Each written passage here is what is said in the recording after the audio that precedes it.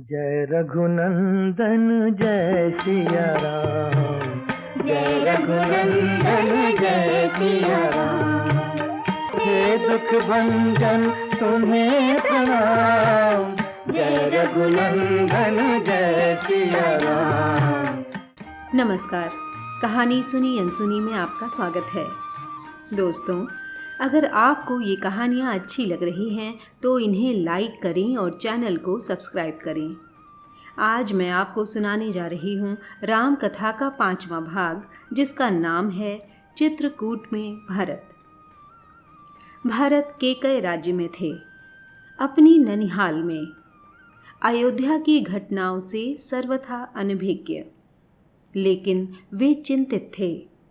उन्होंने एक सपना देखा था, पर उसका अर्थ पूरी तरह नहीं समझ पा रहे थे। संगी साथियों के साथ बातचीत में उन्होंने कहा, मैं नहीं जानता कि उसका अर्थ क्या है, पर सपने से मुझे डर लगने लगा है। मैंने देखा कि समुद्र सूख गया, चंद्रमा धरती पर गिर पड़े, वृक्ष सूख गए, एक राक्षसी पिता को खींच कर ले जा रही है। वे रथ पर बैठे हैं, रथ गधे खींच रहे हैं। जिस समय भरत मित्रों को अपना सपना सुना रहे थे, ठीक उसी समय अयोध्या से घुड़सवार दूत वहां पहुंचे। घुड़सवारों ने छोटा रास्ता चुना था, जल्दी पहुंचने के लिए। भरत को संदेश मिला। वे तत्काल अयोध्या जाने को तैयार हो गए। ननिहाल में भरत का मन नहीं लग रहा था, उचट गया था। वे अयोध्या पहुंचने को उतावले थे। केकय राज ने भरत को विदा किया, 100 रथों और सेना के साथ। उन्हें घुड़सवारों से अधिक समय लगा, लंबा रास्ता पकड़ना पड़ा। सेना और रथ खेतों से होकर नहीं जा सकते थे।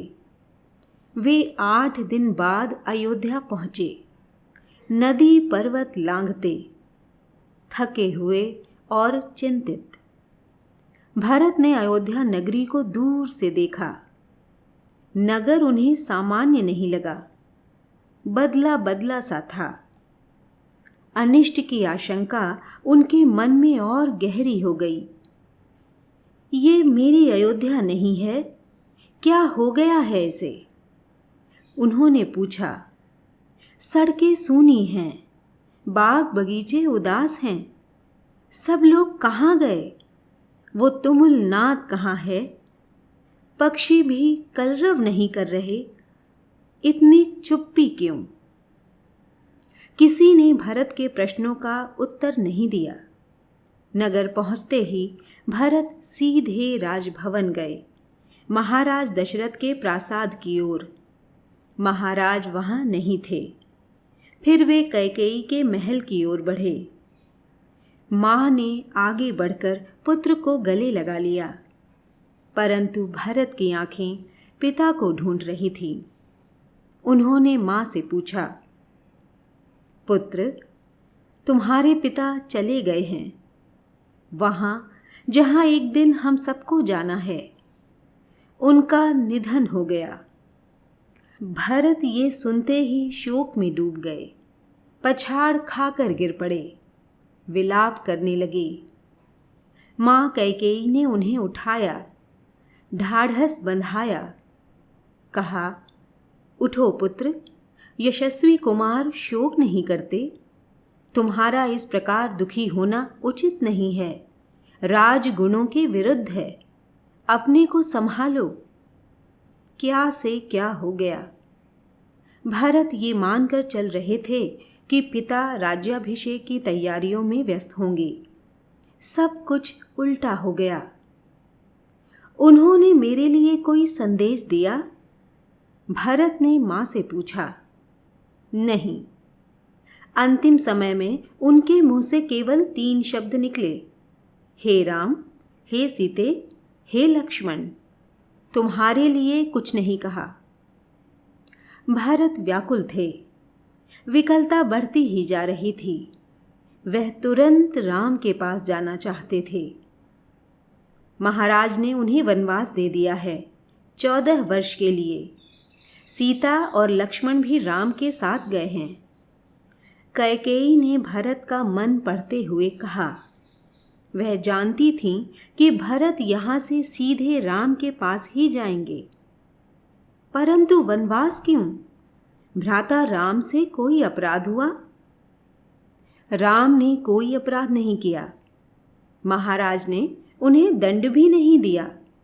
इसके लिए मैंने महाराज दशरथ से प्रार्थना की थी। मुझे तुम्हारे हित में यही उचित लगा। मैं तुम्हारा अहित नहीं देख सकती थी, कैकेयी ने कहा। वरदान की पूरी कथा सुनाते हुए उन्होंने कहा, उठो पुत्र, राजगद्दी संभालो। अयोध्या का निष्कंटक राज्य अब तुम्हारा है। भरत अपना क्रोध रोक नहीं सके, चीख पड़े, ये तुमने क्या किया माते? ऐसा अनर्थ, घोर अपराध। अपराधिनी हो तुम। वन तुम्हें जाना चाहिए था, राम को नहीं। मेरे लिए ये राज अर्थहीन है।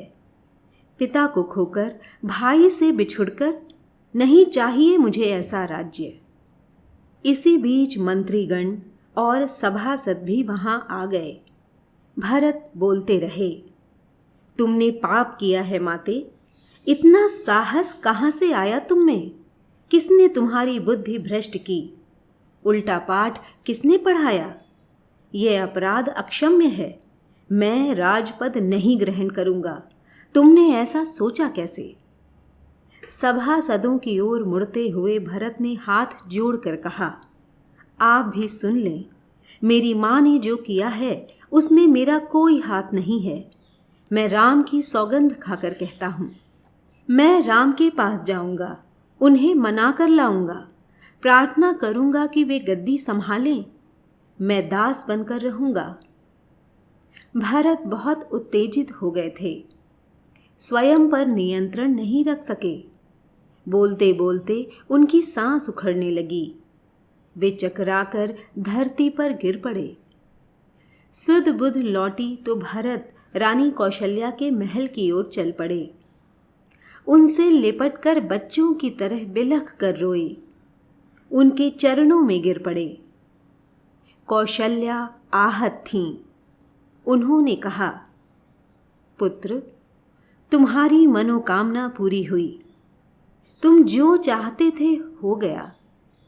राम अब जंगल में हैं। अयोध्या का राज तुम्हारा है। मुझे बस एक दुख है। कैकेयी ने राज लेने का जो तरीका अपनाया वह अनुचित था, निर्मम था। तुम राज करो पुत्र, पर मुझ पर एक दया करो। मुझे मेरे राम के पास भिजवा दो। भरत ने रानी कौशल्या से क्षमा मांगी, सफाई दी। रानी कैकेयी के व्यवहार पर ग्लानि व्यक्त की। कहा, राम मेरे प्रिय अग्रज हैं। मैं उनका अहित सोच भी नहीं सकता। मैं निरपराध हूं। कौशल्या ने भरत को क्षमा कर दिया, उन्हें गले से लगा लिया। भरत सारी रात फूट फूट कर रोते रहे। सुबह तक शत्रुघ्न को पता चल गया था कि कैकेयी के कान किसने भरे। मंथरा अयोध्या के घटनाक्रम से घबरा गई थी, छिप गई। कुछ दिनों से उसे किसी ने नहीं देखा। भरत और शत्रुघ्न राम को वापस लाने पर मंत्रणा कर रहे थे। तभी शत्रुघ्न की दृष्टि बचकर निकलती मंथरा पर पड़ी। उन्होंने लपक कर उसके बाल पकड़ लिए, खींचते हुए भरत के सामने लाए। भरत को दासी की भूमिका बताई। शत्रुघ्न उसे जान से मार देने पर उद्यत थे। भरत ने बीच बचाव किया। मुनि वशिष्ठ अयोध्या का राज सिंहासन रिक्त नहीं देखना चाहते थे। खाली सिंहासन के खतरों से वे परिचित थे। उन्होंने सभा बुलाई। भरत और शत्रुघ्न को आमंत्रित किया। भरत से कहा, वत्स, तुम राजकाज संभालो। पिता के निधन और बड़े भाई के वनगमन के बाद यही उचित है।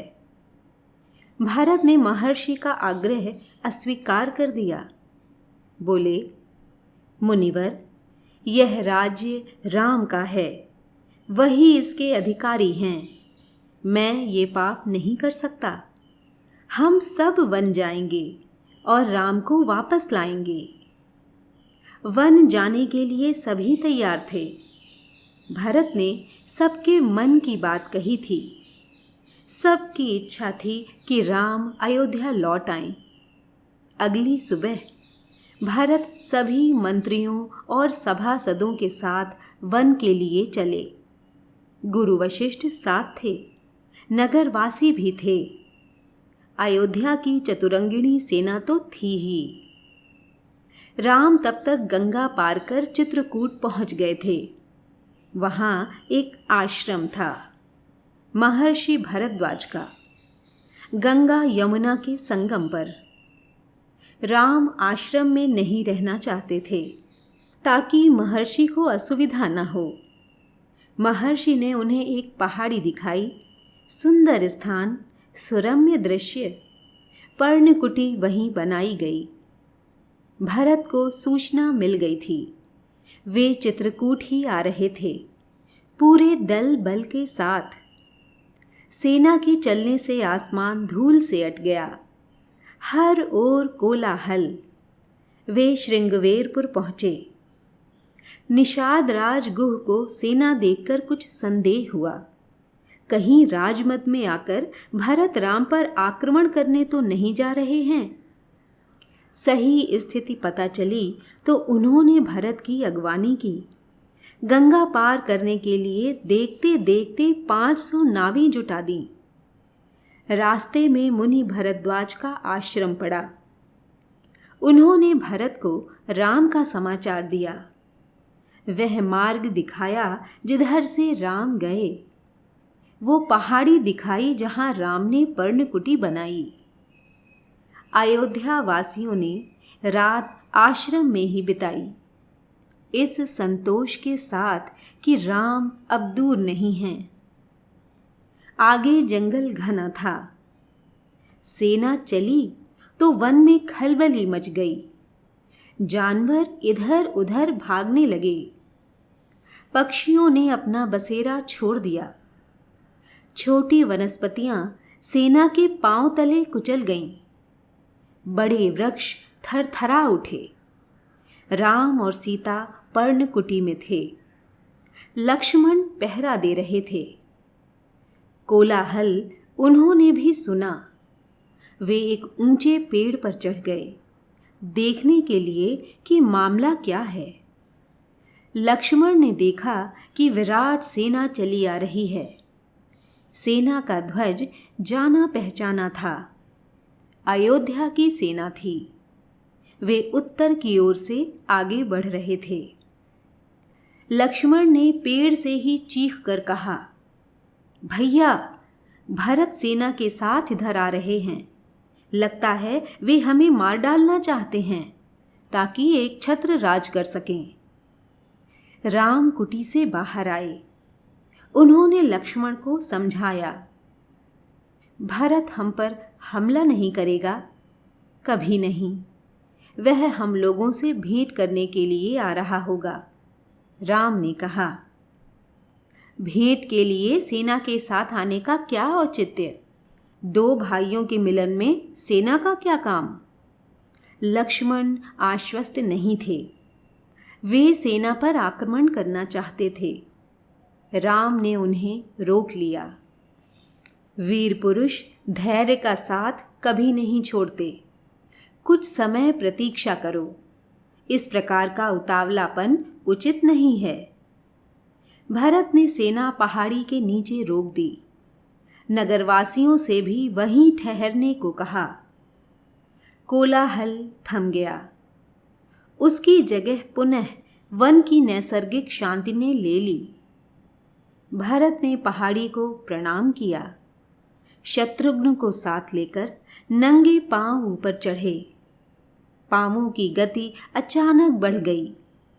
भाई से मिलने की उत्कंठा में वे और प्रतीक्षा नहीं कर सकते थे।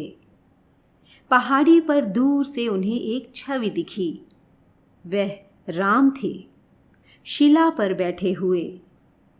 पास ही सीता और लक्ष्मण बैठे थे। भरत दौड़ पड़े, राम के चरणों में गिर पड़े। उनके मुंह से एक शब्द भी नहीं निकला। शत्रुघ्न ने भी राम की चरण वंदना की, बोले वे भी नहीं। उन्होंने दोनों को उठाकर सीने से लगा लिया। सबकी आंखों में आंसू थे। भरत साहस नहीं जुटा पा रहे थे बड़े भाई को ये सूचना देने का कि पिता दशरथ नहीं रहे। एक दुखद समाचार है भ्राता, बहुत कठिनाई से उन्होंने कहा। पिता दशरथ नहीं रहे। आपके आने के 6ठे दिन दुख में प्राण त्याग दिए। राम सन्न रह गए, शोक में डूब गए।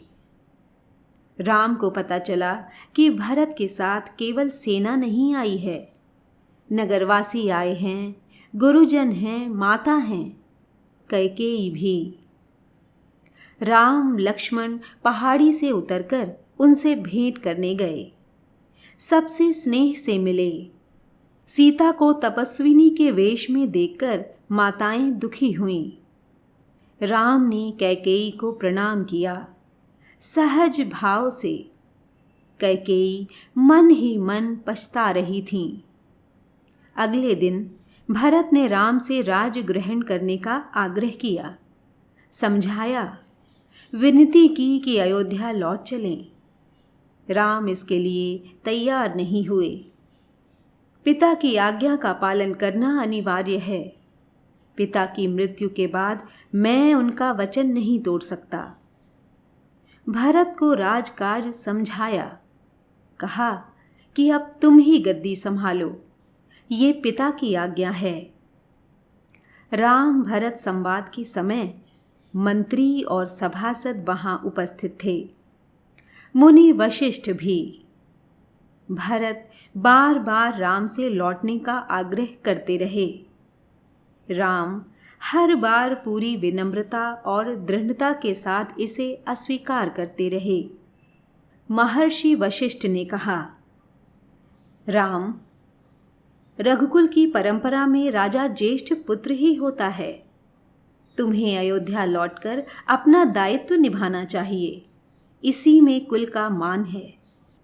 राम ने बहुत संयत स्वर में कहा, चाहे चंद्रमा अपनी चमक छोड़ दे, सूर्य पानी की तरह ठंडा हो जाए, हिमालय शीतल न रहे, समुद्र की मर्यादा भंग हो जाए, परंतु मैं पिता की आज्ञा से विरत नहीं हो सकता।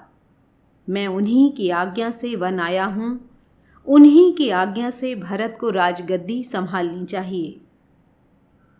राम किसी तरह लौटने को तैयार नहीं हुए। भरत के चेहरे पर निराशा के भाव थे। वे विफल हो गए थे राम को मनाने में। आप नहीं लौटेंगे तो मैं भी खाली हाथ नहीं जाऊंगा। आप मुझे अपनी खड़ाऊं दे दें, मैं 14 वर्ष उसी की आज्ञा से राजकाज चलाऊंगा। भरत का ये आग्रह राम ने स्वीकार कर लिया, अपनी खड़ाऊं दे दी। भरत ने खड़ाऊं को माथे से लगाया और कहा, 14 वर्ष अयोध्या पर इन चरण पादुकाओं का शासन रहेगा। सबको प्रणाम कर राम ने उन्हें चित्रकूट से विदा किया। राम की चरण पादुकाओं को एक सुसज्जित हाथी पर रखा गया। प्रतिहारी उस पर चंवर डुलाते रहे। अयोध्या पहुंचकर भरत ने पादुका पूजन किया। कहा, ये पादुकाएं राम की धरोहर हैं, मैं इनकी रक्षा करूंगा, इनकी गरिमा को आज नहीं आने दूंगा। भरत अयोध्या में कभी नहीं रुके। तपस्वी के वस्त्र पहने और नंदीग्राम चले गए। जाते समय उन्होंने कहा, मेरी अब केवल एक इच्छा है, इन पादुकाओं को उन चरणों में देखूं जहां इन्हें होना चाहिए। मैं राम के लौटने की प्रतीक्षा करूँगा। 14 वर्ष।